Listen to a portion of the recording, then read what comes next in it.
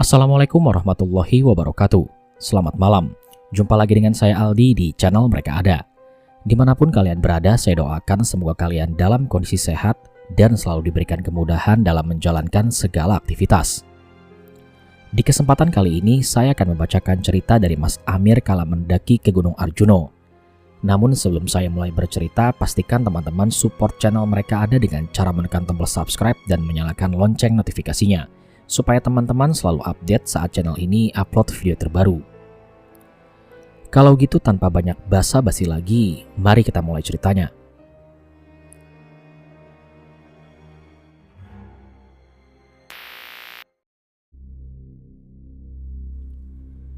Kali ini saya akan menceritakan pengalaman mistis dan horor dari pendaki Gunung Arjuno, di mana waktu itu salah satu dari mereka ini sudah berbuat kesalahan fatal hingga membuatnya harus mati di gunung itu. Waktu itu Amir sedang pergi ke sebuah kafe yang ada di kota Malang untuk janjian bertemu dengan teman sependakiannya dan akan membahas rencana pendakian. Sebut saja nama temannya itu adalah Hasan. Sebelumnya mereka sudah sepakat akan mengantarkan teman kampusnya Hasan mendaki gunung. Di kafe itu tanpa sadar Amir melihat ada seseorang yang sepertinya dia kenal dengan orang itu. Perlahan dia mendekatinya dan ternyata benar, dia adalah teman lamanya atau teman sekolahnya dulu. Sebut saja nama dia adalah Roni. Dia terlihat sedang bersama pacarnya atau mungkin istrinya. Karena memang itu benar-benar Roni, ia pun menyapanya. Bro, apa kabar? Ingat aku nggak? Terlihat Roni sedikit berpikir karena dia lupa-lupa ingat. Amir, teman sekolah dulu, ucap Roni. Nah, betul itu, jawab Amir. Berhubung Hasan belum sampai di kafe itu, dia pun ikut nimbrung bersama Roni dan Roni memperkenalkan pacarnya itu kepada Amir. Sebut saja nama pacarnya itu adalah Sari. Apa kabar bro? Waduh, udah lama banget nih gak ketemu. Oh iya, kenalin, ini Sari pacarku, ucap Roni. Alhamdulillah sehat bro. Kirain istrinya tadi, jawab Amir sambil basa-basi. Masih rencana sih, doain aja ya, ucap Roni. Mereka pun membicarakan hal yang tidak penting semasa sekolah dahulu. Seringkali Sari menanyakan bagaimana Roni semasa sekolah dulu, pinter atau enggak, nakal atau enggak, dan sebagainya. Sepertinya Sari ini orangnya asik juga kalau sama orang yang baru kenal, bisa langsung akrab. Nah, ketika mereka sedang asik-asik ngobrol, tiba-tiba HP-nya Amir mendapatkan pesan dari Hasan yang memberitahukan kalau dia sudah berada di depan kafe. Kemudian Amir meminta Hasan untuk langsung masuk saja. Dan tak lama kemudian terlihat Hasan sedang celingukan mencari keberadaan Amir dan Amir pun memanggilnya. Amir kemudian memperkenalkan Hasan pada Roni dan Sari. Setelah itu dia pindah ke meja sebelah. Karena gak enak juga kan kalau sama mereka berdua nanti malah ganggu waktu pacaran mereka. Kemudian Amir memesan minum ke kasir dan menikmatinya sambil membahas rencana pendakiannya bersama Hasan. Ketika sedang membahas itu, tiba-tiba dari meja sebelah Roni pun bertanya, mau mendaki ya bro? Iya nih, ikut yuk, ajak Amir. Enggak deh, aku gampang capek, ntar malah jadi beban, ucap Roni dengan nada bercanda. Kemudian Amir dan Hasan lanjut membahas rencana itu lagi. Pendakian ini semata untuk mengantarkan teman-teman kampusnya Hasan dengan tujuan untuk melihat peninggalan-peninggalan sejarah. Dan Hasan berniat untuk mengajak Amir mendaki ke Gunung Lawu. Tapi kalau ke Gunung Lawu, Amir tidak bisa. Karena dia tidak ada banyak waktu. Di sisi lain jarak ke Gunung Lawu itu tidaklah dekat. Setelah cukup lama berunding, akhirnya mereka memutuskan untuk mendaki ke Gunung Arjuno via jalur Purwosari. Karena menurut Amir, di situ juga terdapat peninggalan-peninggalan Majapahit di masa lampau. Mendengar Amir akan mendaki ke gunung, Sari pun sedikit tertarik. Dia pun bilang pada Roni, Yang, ikut Mas Amir yuk naik gunung. Buat apa Yang? Naik gunung itu capek, dingin pula, jawab Roni. Aku penasaran Yang, teman-temanku banyak yang pendaki, ucap Sari. Karena sepertinya Sari benar-benar ingin mendaki gunung, Roni pun kembali bertanya tentang pendakian itu kepada Amir. Bro, emangnya mau mendaki kemana? Ke Arjuno, anterin teman-teman kampusnya Hasan nih, jawab Amir. Ada cewek lain gak yang ikut? Tanya Roni. Ada mas, ada 2 kayaknya. Tapi nggak tahu juga ya kalau nanti nambah, jelas Hasan. Ya udah deh, aku ikut. Sari pengen mendaki gunung katanya. jawab Roni. Amir pun tidak keberatan kalau Roni dan Sari mau ikut. Makin ramai makin seru. Setelah deal, akhirnya Roni dan Sari ikut serta dalam acara pendakian ini. Kemudian Amir memberitahukan Roni untuk membawa perlengkapan yang dibutuhkan, seperti jaket tebal, tenda, dan lain-lain. Kalau tidak punya bisa sewa. Di dekat sini banyak penyewaan alat outdoor. Begitu kata Amir pada Roni. Setelah semuanya sudah fix, Roni dan Sari pamit pulang terlebih dahulu dan tidak lupa bertukar nomor handphone dengan Amir. Tak lama setelah itu, Amir dan Hasan pun juga beranjak pulang. Keesokan harinya Amir memberitahukan Roni via chat untuk keberangkatannya akan dilakukan nanti pada hari Kamis, 2 hari ke depan, dan Amir mengingatkan lagi pada Roni untuk menyiapkan alat-alat yang sudah diberitahukan semalam. Dan singkat cerita, tibalah hari Kamis. Pagi itu sekitar jam 9 mereka berkumpul di kampusnya Hasan yang berada di kota Malang. Terlihat Roni dan Sari datang dengan membawa perlengkapan lengkap dan sudah membawa tenda sendiri. Setelah semuanya sudah berkumpul, mereka saling berkenalan dengan teman-teman kampusnya Hasan yang berjumlah 4 orang, 2 cewek dan 2 cowok. Jadi totalnya mereka ada 8 orang termasuk Amir, Hasan, Roni, dan Sari. Setelah semuanya sudah siap, mereka berbondong-bondong berangkat ke tempat tujuan dengan mengendarai sepeda motor. Sesampainya di base camp jalur via Purwosari, Amir meminta kepada yang lain untuk cek perlengkapan yang akan dibawa sedangkan dia mengurusi izin ke base camp. Setelah mendapatkan izin, Amir memberi arahan kepada yang lain tentang jalur yang akan dilewatinya nanti. Setelah semua dirasa paham, perjalanan pun dimulai dan tidak lupa untuk berdoa. Selangkah demi selangkah jalur setapak dilewati hingga tak terasa sampailah mereka di pos 1. Sesampainya di situ, mereka berhenti cukup lama untuk melihat-lihat bangunan yang ada di pos 1. Jadi di situ ada beberapa bangunan yang digunakan orang-orang tertentu untuk tujuan spiritual. Setelah puas dengan itu, perjalanan dilanjutkan menuju ke pos 2. Perjalanan menuju ke pos 2 cukup menguras tenaga, karena kontur jalanannya berupa bebatuan dan cukup menanjak hingga beberapa kali mereka berhenti di pinggir jalur untuk istirahat. Terus berjalan hingga akhirnya mereka sampai di pos 2 sekitar pukul 12 siang. Pos 2 ini dinamakan Tampuwono. Di situ terlihat ada beberapa bangunan dan cukup ramai oleh pengunjung. Di pos 2 itu mereka memutuskan untuk istirahat lagi. Beberapa dari mereka mengeksplor suasana sekitar sedangkan Roni dan Sari pergi ke sebuah sendang yang dinamakan Sendang Dewi Kunti. Di area Sendang Dewi Kunti tanpa sengaja Sari melihat ada sebuah kain yang berwarna kuning menggelantung di dahan pohon, tepat di atas sendang tersebut. Ada rasa merinding yang dirasakan Sari ketika melihat kain itu yang berbentuk seperti selendang. Tapi Sari tidak begitu memperdulikan soal itu, karena mungkin itu adalah kain yang sengaja ditaruh seseorang untuk tujuan tertentu. Setelah kembali dari Sendang Dewi Kunti, Sari pun bilang pada Roni, "Yang, tadi lihat gak kain kuning di sendang?" "Kain? Enggak tuh. Gak tahu juga ya, soalnya aku gak gitu perhatiin. Emangnya kenapa?" tanya Roni. "Aku ngerasa ada yang aneh aja, kainnya kayak selendang," jelas Sari. "Walah, palingan itu selendang ditaruh di situ sama warga sekitar buat tanda," jawab Roni. Nah, sebenarnya kain kuning ini sebagai pertanda yang nantinya akan membawa petaka bagi mereka. Di pos 2 mereka tidak istirahat terlalu lama. Setelah dirasa cukup melihat-lihat suasana sekitar, perjalanan kembali dilanjutkan. Setelah beberapa menit berjalan, sampailah mereka di pos 3 yang dinamakan Eyang Sakri. Di situ terdapat satu bangunan yang bercat hijau. Di pos 3 ini mereka memutuskan untuk istirahat lagi cukup lama. Sempat membuat kopi juga, dan ketika yang cowok sibuk membuat kopi, Sari mendatangi anak-anak yang cewek biar lebih akrab. Sebut saja kedua cewek tadi adalah Linda dan Iis. Sambil menikmati kopi, mereka bercanda-canda dengan tujuan biar semakin akrab satu sama lain. Setelah kopi sudah habis dan hari juga semakin sore, mereka bergegas melanjutkan perjalanan. Hingga sampai di pos 5 Mahkutoromo tepat masuk waktu maghrib. Sesampainya di sini terlihat mereka semua tampak kelelahan.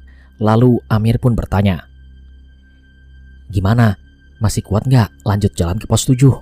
Kalau kuat kita ngecamp aja di sana nanti." "Emangnya masih jauh ke pos 7 mas?" tanya Sari. "Ya lumayan sih, paling 2 jaman lagi. Kalau udah capek kita ngecamp aja di sini juga nggak apa-apa." Karena memang sudah sangat kelelahan, mereka memutuskan untuk bermalam di sini saja. 3 tenda berkapasitas 4 orang mereka dirikan secara berhadap-hadapan. termasuk tenda yang dibawa Roni sendiri. Setelah tenda sudah berdiri, mereka lanjut masak makan malam di samping tenda. Sambil masak, mereka bertukar cerita tentang pengalaman hidupnya masing-masing. Amir, Roni, dan Sari membagikan pengalaman kerjanya kepada mereka yang berkuliah. Hingga tak terasa masakan pun sudah matang, dan mereka pun makan dengan sangat lahap. Setelah makan, sebagian dari mereka memutuskan untuk masuk tenda dan tidur. Sari, Linda, dan Iis tidur di satu tenda yang sama, sedangkan yang lain bebas mau tidur di tenda yang mana saja. Lagi pula, kapasitas tendanya juga sisa banyak. Dan ketika yang lain sudah pada tidur, Amir dan Roni duduk-duduk di samping tenda untuk menghabiskan kopi dan membahas masa-masa mereka sekolah dulu. Dan Roni pun bilang pada Amir kalau rencananya tahun depan dia akan menikah dengan Sari. Setelah cukup lama ngobrol dan malam juga semakin dingin, mereka berdua masuk ke dalam tenda untuk tidur. Waktu itu mereka tidur di satu tenda yang masih kosong. Singkat cerita, keesokan harinya mereka semua terbangun dan lekas memasak makanan untuk sarapan sebelum nanti berjalan summit ke puncak. Terlihat pagi ini cuacanya sangat cerah sehingga menambah semangat mereka untuk cepat-cepat menuju ke puncak. Setelah selesai sarapan, perjalanan summit pun dimulai pada pukul 8 pagi. Perjalanan menuju ke puncak ini terbilang sangat jauh karena mereka mulai dari pos 5. Tapi tidak terasa berat karena barang bawaannya seperti tenda dan yang lain-lain ditinggal di pos 5. Selama perjalanan mereka tidak ada kendala sama sekali hingga sampailah mereka di puncak Ogal-Agil Gunung Arjuno tepat pukul 4 sore. Meskipun tidak bisa melihat sunrise, tapi mereka sangat senang karena bisa melihat keindahan sunset yang tidak kalah keren. Di puncak, Sari sempat meminjam topi milik Linda untuk digunakan berfoto. Setelah puas di puncak, mereka kembali turun dan sampai kembali di tempat ngecamp pada pukul 9 malam. Sesampainya di camp, mereka langsung mengeluarkan alat masak untuk masak makanan untuk makan malam. Dan meskipun lelah, terlihat malam ini mereka sangat senang. Singkat cerita, masakan pun sudah matang dan mereka bareng-bareng makan lagi di samping tenda. Setelah makan, sebagian dari mereka ada yang jalan-jalan ke altar dan menyapa pendaki lain yang baru datang. Di saat yang lain sedang jalan-jalan, Sari masuk ke dalam tenda cewek dan tak lama kemudian dia memanggil Roni yang waktu itu duduk bersama Amir untuk minta tolong mengambilkan jaketnya yang ada di tas Roni. Roni pun segera mengambilkan jaket dan diberikan kepada Sari masuk ke dalam tenda. Di sisi lain, Amir yang waktu itu berada di luar tenda didatangi oleh Linda. "Mas, Mbak Sarinya kemana?" "Itu ada di tenda, emangnya kenapa?" tanya Amir. "Mau ambil topi yang tadi kebawa sama Mbak Sari," jawab Linda. Linda pun segera mendatangi tenda tersebut dan sesampainya di depan tenda, dia benar-benar kaget karena melihat Roni dan Sari sedang berpelukan sambil berciuman. Melihat kedatangan Linda secara tiba-tiba, Roni dan Sari terlihat juga kaget. Lalu Linda segera pergi meninggalkan tenda tersebut dengan terburu-buru. Melihat Linda yang tampak seperti itu, Amir pun bertanya, "Kenapa Linda?" "Gak apa-apa kok mas," ucapnya sambil terus berjalan. Amir mengira mungkin Linda memang sedang terburu-buru untuk kembali ke teman-temannya. Dan tak lama kemudian Roni pun keluar dari tenda dan bergabung lagi dengan Amir. "Lindanya kenapa Ron?" tanya Amir. "Lah, kenapa emangnya?" tanya balik Roni. "Tadi habis dari situ kayak orang ketakutan," jelas Amir. "Gak tahu, terburu-buru kali," jawab Roni berharap Linda tidak bilang apa-apa. Tak lama kemudian Sari keluar dari tenda dan menanyakan Linda kepada Amir. "Mas, Linda tadi kenapa?" "Oh, itu kembali ke anak-anak. Oh iya, tadi kamu dicariin Linda. Katanya dia mau ambil topi," jawab Amir. Sepertinya Linda tidak bilang tentang tadi kepada Amir dan juga Sari berharap semoga Linda tidak bilang juga kepada yang lain. Sari kemudian pamit pada Amir dan Roni untuk tidur lebih awal, sedangkan di depan tenda Roni lanjut ngopi dengan Amir dan berusaha memasang wajah tenang. Sedangkan di dalam tenda Sari berusaha untuk tidur lebih awal sebelum Linda kembali. Tak lama kemudian Hasan dan teman-temannya pun kembali. Mereka ikut nimbrung sama Roni dan Amir. Terlihat Linda sangat canggung di depan Roni, mungkin karena kejadian tadi. Karena malam semakin larut, mereka pun memutuskan untuk tidur agar besok kembali fit. Ketika sedang tidur, tiba-tiba Sari terbangun karena terasa seperti ada yang membangunkan. Setelah membuka mata, sayup-sayup terdengar ada suara orang yang memanggil-manggil namanya dari depan tenda. Dan tanpa berpikir siapa itu yang memanggil, dia pun langsung keluar tenda untuk memenuhi panggilan tersebut.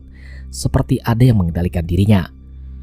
Sesampainya di depan tenda, terlihat jelas ada sosok wanita yang memakai kemben khas Jawa dan berselendang kuning. Lengan dan kepalanya dihiasi oleh emas. Dengan sendirinya, Sari mendekat ke arah wanita itu dan terlihat wanita itu berparas sangat cantik dan berwibawa. "Nak, tempat ini suci, tapi kamu sudah berani mengotorinya. Apa kamu siap menerima akibatnya?" Tanpa ada penolakan, Sari pun mengangguk. Jadi keadaannya ini, Sari sebenarnya sadar, tapi dia ini seakan terhipnotis. Apapun yang diperintahkan, otomatis Sari menurutinya. Wanita itu meminta Sari untuk menggantung dirinya di hutan yang ditunjuk. Dan dengan sendirinya, Sari berinisiatif mencari tali untuk menggantung dirinya. Tapi karena dia tahu di sini tak ada yang membawa tali, dia pun mendatangi tenda pendaki lain yang malam itu belum tidur untuk meminjam. 2 tenda berwarna hijau dan kuning dia datangi. "Mas, ada tali. Aku mau pinjam," ucap Sari dengan nada datar. "Ada mbak, sebentar ya," jawab salah satu pendaki itu. Dan setelah dipinjamkan, Sari langsung berjalan ke arah hutan yang di sana sudah terdapat wanita berselendang kuning tadi. Sesampainya di hutan, Sari pun memasang tali itu di pohon dan akan menggantung dirinya. Tapi sebelum dia akan melakukan aksinya itu, tiba-tiba ada yang mencegahnya. Setelah dilihat, ternyata mereka adalah beberapa pendaki yang meminjamkan tali tadi.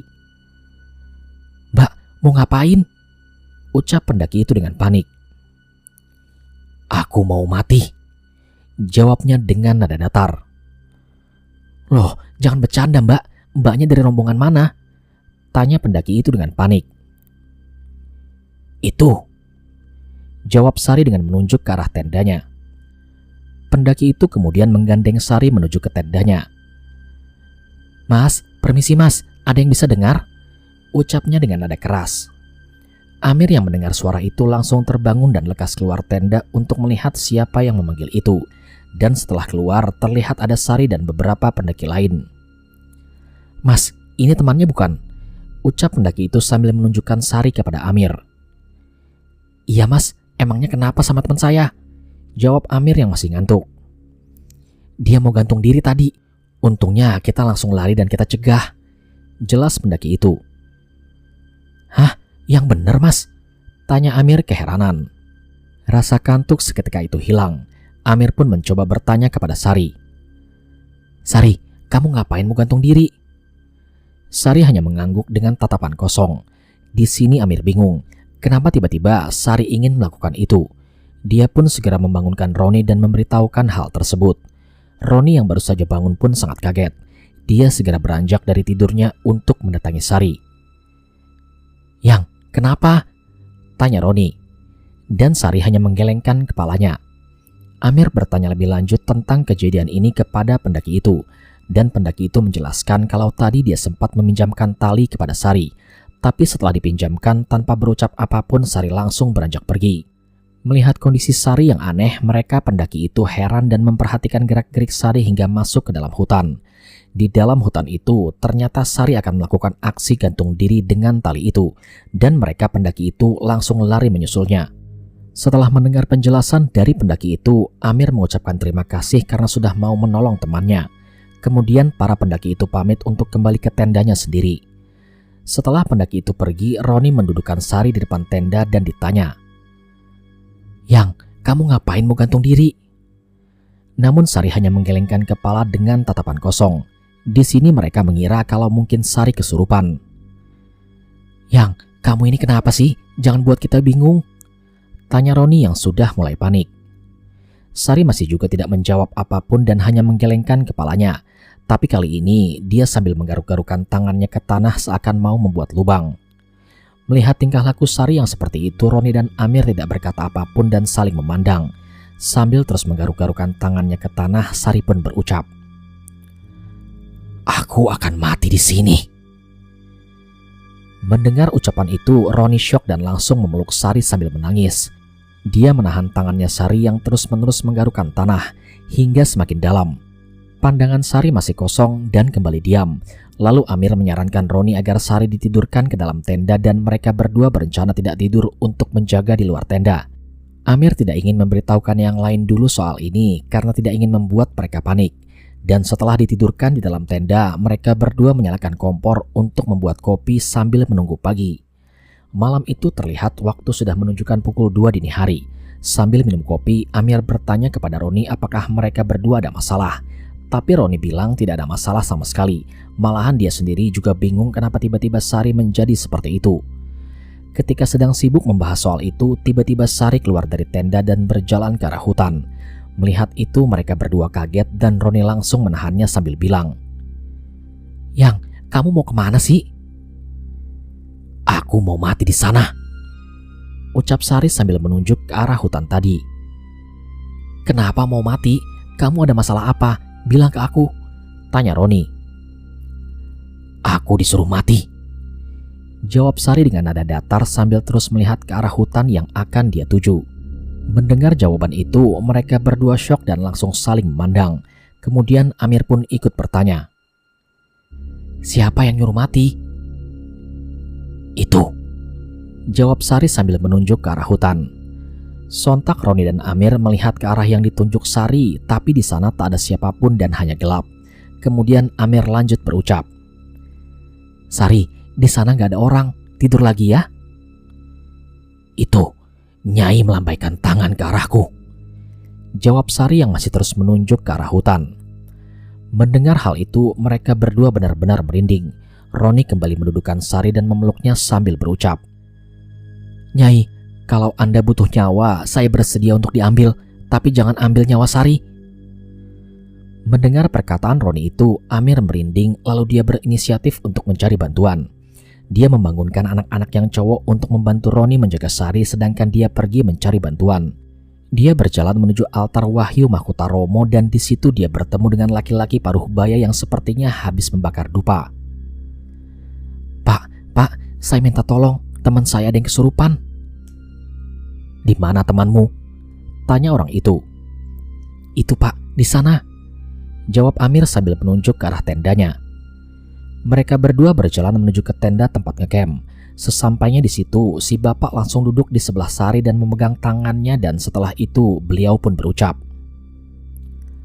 "Temanmu ini tidak kesurupan, jiwanya dikendalikan sama Nyai Dewi Kunti. Mestinya salah satu dari kalian ini ada yang membuat kesalahan." Mendengar ucapan dari bapak itu, Roni langsung ingat dengan perbuatannya tadi dengan Sari. "Apa mungkin ini sebab dari perbuatanku sama Sari tadi ya?" ucapnya dalam hati. Sebelum yang lain curiga, Roni langsung bilang, "Iya Pak, saya sudah berbuat kesalahan dan saya sudah menyesal." Mendengar itu, Amir dan lainnya pun heran. Kesalahan apa yang dilakukan oleh Roni? Namun belum sempat Amir bertanya, si bapak pun lanjut berucap, "Ya sudah, kalau sudah ngaku salah, sebenarnya Nyai itu welas asih. Tapi kamu harus minta maaf langsung kepada beliau." "Lalu bagaimana caranya Pak? Saya minta maaf," tanya Roni. "Ayo, saya antar, kamu dan temanmu ini," ucap bapak itu meminta Roni mengajak Sari. Setelah Roni dan Sari ikut bapak itu, yang lainnya menunggu di tempat ngecamp. Roni menggandeng Sari mengikuti si bapak itu ke belakang altar Wahyu Mahkota Romo. Dan sesampainya di sana, bapak itu melakukan ritual dan memperlihatkan sosok Dewi Kunti kepada Roni. Seorang wanita yang mengenakan kemben batik khas Jawa dan berselendang kuning dengan mahkota emas di kepalanya, perlahan muncul dari kegelapan. Roni seakan tidak percaya dengan apa yang dia lihat. Dia terkagum-kagum dengan sosok Dewi Kunti itu yang terlihat sangat cantik dan berwibawa. Spontan dia langsung bersimpuh mengakui kesalahannya dan meminta maaf atas kesalahannya itu. Kemudian kesalahannya itu dimaafkan oleh Dewi Kunti. Beliau juga memberikan nasihat kepada Roni dan Sari agar tidak melakukan hal seperti itu lagi di tempat suci lainnya. Roni dan Sari mengangguk paham, dan ketika mereka melihat ke arah wanita tadi, tiba-tiba beliau sudah tidak ada di depannya. Di situ Roni benar-benar merasa sangat bersalah karena sudah berbuat kotor di tempat orang sebaik Dewi Kunti. Sari yang tadinya seperti orang linglung sekarang sudah kembali normal dan menangis menyesali kesalahannya itu. Lalu si bapak meminta kepada mereka berdua kembali ke tendanya dan berpesan agar mereka mengakui kesalahannya itu kepada teman-temannya dan meminta maaf pada Yang Maha Kuasa atas perbuatannya itu. Mereka berdua bersalaman dengan bapak itu dan mengucapkan terima kasih. Kemudian mereka berjalan kembali ke tempat camp dan sesampainya di sana terlihat semua temannya sedang menunggunya di depan tenda, termasuk Linda dan Iis yang tadinya masih tertidur. "Gimana Ron?" tanya Amir. "Udah aman, Aku mau bilang sesuatu kepada kalian semua, tapi nanti di bawah ya, jawab Roni. Melihat keadaan Roni dan Sari malam itu, sebenarnya Linda sudah mengira kalau mungkin kejadian ini ada hubungannya dengan apa yang ia lihat tadi. Tapi dia masih berusaha untuk menutupinya. Dan malam itu mereka semua melanjutkan tidurnya yang sempat tertunda. Keesokan harinya tanpa sarapan mereka langsung berkemas dan kembali turun. Sepanjang perjalanan turun mereka sudah tidak mendapat gangguan lagi. Dan sesampainya di arah jalan menuju ke Sendang Dewi Kunti, Sari kembali melihat ada sebuah kain kuning yang tergelantung di atas pohon. Melihat kain itu, Sari flashback karena itu mirip dengan selendang yang dikenakan oleh Dewi Kunti semalam. Dan di sini Sari beranggapan kalau mungkin kain itu melambangkan selendang sang dewi. Sesampainya kembali di base camp, mereka bergegas pulang dan di perjalanan pulang, Roni mengajak mereka untuk mampir ke sebuah warung makan untuk menjelaskan kejadian semalam itu. Setelah selesai makan, Sari menjelaskan semua tentang apa yang dialaminya di gunung itu pada yang lain. Dari dia disuruh mati oleh Dewi Kunti hingga Linda yang sebenarnya sudah tahu tapi dia menutupinya sampai sekarang. Mendengar penjelasan dari Sari, sebenarnya Amir sempat emosi. Tapi mengingat yang dialami Sari dan Roni malam itu cukup tragis, dia tidak bisa melampiaskan emosinya. Roni dan Sari benar-benar minta maaf atas perbuatannya itu, dan teman-temannya pun mau memaafkannya. Amir berpesan kepada Roni agar tidak melakukan hal semacam itu lagi dan dia juga memberitahukan kepada teman-temannya Hasan agar kejadian ini dijadikan pelajaran. Jangan sampai hal tersebut dialami oleh mereka nantinya kalau mendaki gunung lagi. Dari warung itu mereka berpisah untuk pulang ke rumah masing-masing. Dan dari kejadian itu benar-benar menjadi pembelajaran berharga untuk mereka semua, terutama bagi Roni dan Sari.